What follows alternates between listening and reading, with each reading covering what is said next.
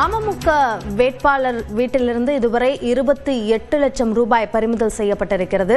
கூடுதல் விவரங்களை நம்முடைய செய்தியாளர் முரளி கணேஷிடம் கேட்கலாம். முரளி கணேஷ், தற்போது வரை 28 லட்சம் ரூபாய் பறிமுதல் செய்யப்பட்டுள்ளது. எதற்கான பணம் என்ற விளக்கம் கொடுக்கப்பட்டிருக்கா? ஆணையம் தரப்பில் என்ன சொல்றாங்க? அபிநயா, ஒட்டப்பிடாரம் சட்டமன்ற தொகுதியில் போட்டியிடக்கூடிய அமமுக வேட்பாளர் சுந்தரராஜன் வீட்டில் ஏற்கனவே 14 லட்சம் ரூபாய் பறிமுதல் செய்யப்பட்டிருக்கக்கூடிய நிலையில தொடர்ச்சியாக அவரிடம் நடத்தின சோதனையில கூடுதலாக 14,50,000 ரூபாய், அதாவது மொத்தம் 28,50,000 ரூபாய் பறிமுதல் செஞ்சிருக்காங்க. இது தொடர்பாக நம்ம விசாரிக்கும் போது என்னன்னா, காலையில இந்த பகுதியில் பறக்கும் படையினர் சோதனை பண்ணும்போது சூட்கேஸோட நின்றுட்டு இருந்த ஒரு நபர் பறக்கும்படை அதிகாரிகளை கண்டவுடன் அந்த சூட்கேஸை வெளியில போட்டு ஓடி இருக்கிறாரு. அதை திறந்து பார்க்கும்போது அதுல 14 லட்சம் ரூபாய் பணம் இருந்திருக்கிறது. இதனைத் தொடர்ந்து போலீசார் இந்த தகவலை அதாவது 10 லட்சம் ரூபாய்க்கு மேல பணத்தை பறிமுதல் செய்யணும்னா போலீசாரால முடியாது, வருமான வரித்துறையினர் தான் வரணும்.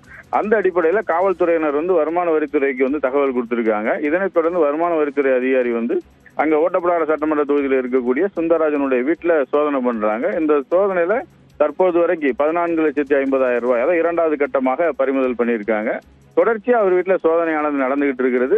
தூத்துக்குடி மாவட்டத்துல மொத்தமா 28,50,000 ரூபாய் பறிமுதல் செய்யப்பட்ட சம்பவம் ஒரு பரபரப்பை ஏற்படுத்தி இருக்கிறது. தொடர்ந்து சோதனையும் நடந்துகிட்டு இருக்கிறது.